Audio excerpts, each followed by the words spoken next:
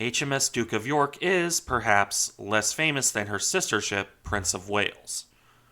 For all of that, however, she is one of the relative handful of battleships to directly contribute to sinking another battleship. Her enemy was less famous than Bismarck, to be sure, but that doesn't make Duke of York's actions any less impressive. Let's take a look at her now. HMS Duke of York was the third of the King George V class battleships, the second and far more famous class to bear that name. I'll go over the background and design of these ships at a later date, but I'll give a brief technical overview here. As built, Duke of York displaced around 37,000 tons. However, by the time she undertook her sea trials, that figure had risen up to nearly 43,000 tons when fully loaded. On that displacement, Duke of York was armed with 10 14-inch, 356mm guns in 3 turrets. A quadruple turret on the stern, a quadruple turret on the bow, and a twin turret superfiring over the bow quad. Supporting these were 16 5.25-inch guns and 8 twin mounts, 4 on either side of the ship. These were dual-purpose weapons, intended for use against both surface targets and aircraft.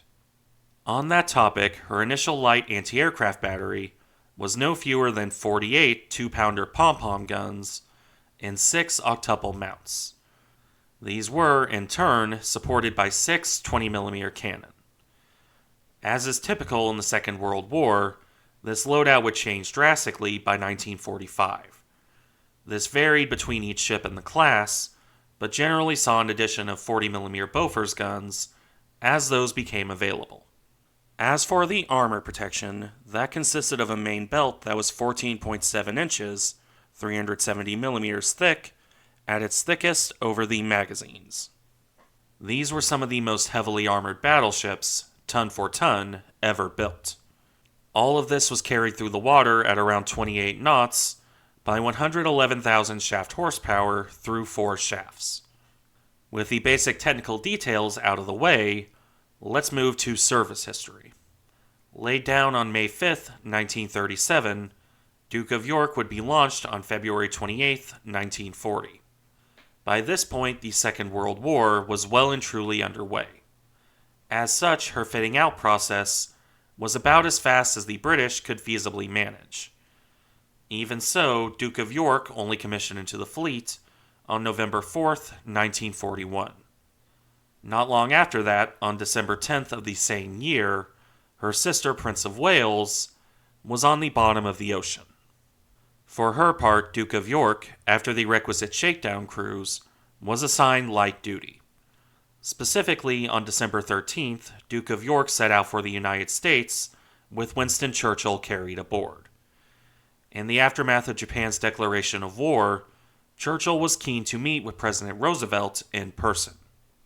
It wasn't a particularly smooth ride, evidently, with gale force winds reducing the convoy to 6 knots at various points.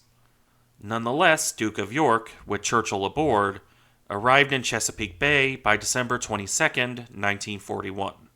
Churchill would disembark at Norfolk Navy Yard, while Duke of York and her crew took the chance for further shakedown training. In this case, off Bermuda in early January 1942. Still, Churchill would need a ride home, so the battleship arrived to pick him up at Bermuda on the 15th, only for Churchill to decide he'd rather take a flying boat home instead of a battleship. That said, she was still able to carry the rest of his party home. This Duke of York would complete by the end of January, at which point the brand new battleship continued working up through February 1942. At least until she was assigned to escort an Arctic convoy, PQ-12, to keep an eye on Tirpitz. This convoy set sail on March 1st, 1942, with a heavy escort. Duke of York was joined by HMS Renown in one group, and the battleship's sister, King George V, joined HMS Victorious in another. This would prove to be a reasonable precaution, because Tirpitz did set sail against the convoy. Of course, in typical Tirpitz fashion, this ended up amounting to nothing, on both sides. Tirpitz failed to locate the British convoy, and the British similarly failed to hit the German battleship. In fact, the closest they came was on March 9th, when aircraft from Victorious tried, and failed, to hit the battleship as it returned to Norway. As it would turn out, this was the closest that Duke of York would come to direct combat with the German fleet, at least for a while. She would remain on Arctic convoy duty, either direct escort or patrolling to keep an eye out, for the rest of spring and summer 1942.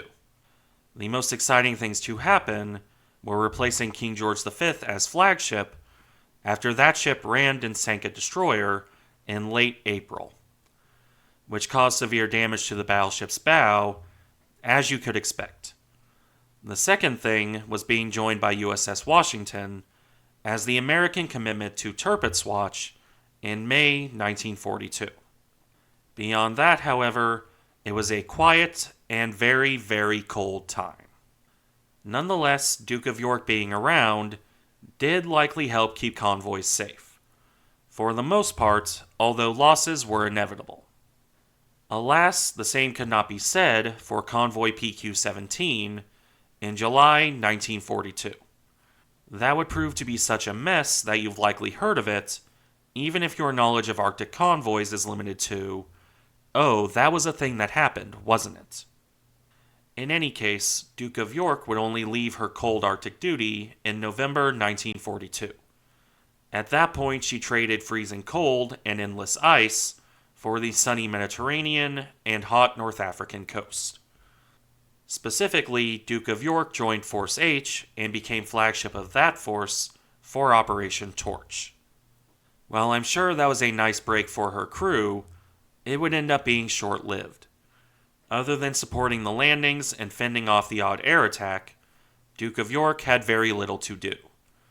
USS Massachusetts and USS Ranger had rather handily dealt with Jean Bart, and the Italian fleet wisely did not contest the landings. As such, with little to do, Duke of York was detached from Force H on November 15th, as her flagship duty shifted to HMS Nelson. Duke of York then returned to Britain and a long overdue refit. In fact, she was in refit from December 1942 through March of 1943. This saw her machinery overhauled and other necessary refit work, alongside adding more 20mm cannon. Something that the battleship needed in both cases, although it did keep her out of the war for a few months. Nonetheless, upon completion of that refit, Duke of York returned to active service in mid-March 1943. Even this was limited to decoy actions, however, with the exception of Operation Gearbox. That involved supporting operations on the Norwegian island of Svalbard in June 1943. After that, Duke of York, alongside her sister Anson and 2 American battleships, Alabama and South Dakota, moved to the decoy missions. These were diversionary actions against Norway with the intention of forcing German attention in that direction. Make them think that Norway was a target, while, in actuality, preparations continued for Operation Husky. It worked well enough, keeping German eyes on Norway, while the Allies invaded Sicily. It did mean that Duke of York didn't have much actual shooting to do, however. Don't worry though, that's coming soon. After one last operation against Norway, Operation Leader in October, Duke of York returned to Britain. That operation had involved escorting USS Ranger as she bombed German shipping in Norway, after which the battleship stuck around Scapa Flow through November 1943. In December, however, it was back to Arctic duty, and one of the most famous battleship engagements in history. It was not, however, against Tirpitz. No, Duke of York would not repeat what Prince of Wales and King George V had done against Bismarck. Instead, in a running battle that lasted most of the day on December 26, 1943, HMS Duke of York would engage and sink Scharnhorst, which was, admittedly, the only modern battleship that she conclusively outgunned. That doesn't change how successful this action was. for the short version, as I'll cover this in greater detail in a dedicated video. One of two active German battleships left at that point in the war, Scharnhorst sailed to engage Allied convoys. This took her up against a British force of cruisers, destroyers, and HMS Duke of York. In some truly abysmal weather, Scharnhorst was able to outrun the British escorts when she was first sighted on the morning of the 26th of December. While she was faster than her pursuers, the battleship was not faster than their 6-inch shells. One of the British cruisers managed to land a hit that wrecked the Germans' forward radar. This is important because in a snowstorm, it left the German gunners reliant on muzzle flashes to target their enemy. Scharnhorst probably should have pulled away at this point and disengaged. However, Admiral Eric Bay chose to continue angling towards the convoy. The British cruisers maneuvered to protect the convoy instead of chasing the battleship, a choice that was controversial in the heat of battle. As it turned out, it was the correct choice because it put them in perfect position to engage Scharnhorst when she was sighted on radar once again. In the gun battle that developed, HMS Norfolk was hit twice, disabling her radar and a gun turret. It was at this point that the German admiral decided to call quits. Unfortunately for the Germans, HMS Belfast was a tenacious ship and kept Scharnhorst in radar range while the Germans withdrew. Right into a trap as Duke of York sailed at her best speed towards the German battleship. At around 5 p.m., HMS Belfast illuminated Scharnhorst with star shells. Duke of York, having reached firing position, opened fire at around 12,000 yards. A running gun battle would ensue as the German battleship was pounded on all sides, from Duke of York on one side and from cruisers on the other. The constant barrage of shells did a number on her upperworks and turrets, but, at least at first, did little to slow the German battleship down. Scharnhorst's return fire was largely ineffective in turn, although she did land a few hits. A potentially critical hit on Duke of York saw some of her wireless aerials severed and her fire control radar temporarily knocked out. A particularly brave electrical officer, Harold Bates, climbed up the mast to get that back in order. The man did that in ice, blistering wind, pounding seas, and continued German gunfire. I'm surprised he didn't weigh down Duke of York with the sheer weight of his... Yeah, I'm not finishing that sentence, although I imagine you can guess what I mean. In any case, with Bates getting the radar working, Duke of York continued to ravage the German battleship. Scharnhorst suffered a fatal blow when Duke of York penetrated her armor belt. The shell destroyed her number 1 boiler room, which removed the one thing that had been keeping the Germans alive. And that was her speed. Limping along at 10 knots, then going back up to 22 knots, Scharnhorst was now open to destroyer attack. Multiple torpedoes slammed into the German battleship, slowing her down again. Duke of York, at this point, closed in to finish the Germans off. With the help of her cruiser companions, Scharnhorst was rendered largely combat ineffective by the British shells, and then further torpedo hits sealed the deal as Scharnhorst sank around 8 p.m. on the 26th of December 1943. While a massive success under Duke of York's metaphorical belt, it was also just about the last exciting thing in her career.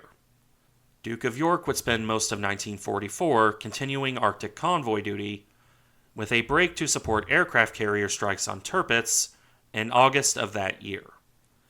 Otherwise, Duke of York's 1944 was a very quiet year. Things would only really change in September 1944 when she was refit for Pacific War duty. Even this took until March 1945. As it turned out, Duke of York only sailed for the Pacific at the end of April 1945, which was well too late to join any major battles. She also had to make a stopover in Malta for a quick refit, resulting in Duke of York not reaching Australia until late July of 1945. By that point in the war, there wasn't much left for Duke of York to actually do. She was assigned to the British portion of the planned invasion of Japan in August. However, with the atomic bombing and subsequent surrender of the Japanese, that invasion never happened. As a result, the closest that Duke of York came to fighting the Japanese was participating in the surrender ceremonies in Tokyo Bay on September 2nd, 1945. You can probably guess, if you're aware of post-war British fleet practices, how the rest of Duke of York's story plays out. She was the flagship of the British Pacific Fleet until June 1946, at which point she returned home for a refit. When that refit was done, Duke of York would serve as the flagship of the home fleet before leaving active service in 1949. While the battleship would have a short period as flagship of the reserve fleet, she was ultimately taken out of service in 1951, and then scrapped in 1957, bringing an end to HMS Duke of York's career. It was a mostly uneventful career with relatively little actual combat. However, that one engagement with Scharnhorst dominates Duke of York's story, and with admittedly good reason. It was a glorious moment for the Royal Navy in a lot of ways. Thank you for watching. Remember to like, comment, and subscribe if you enjoy the content, and I'll see you in the next one.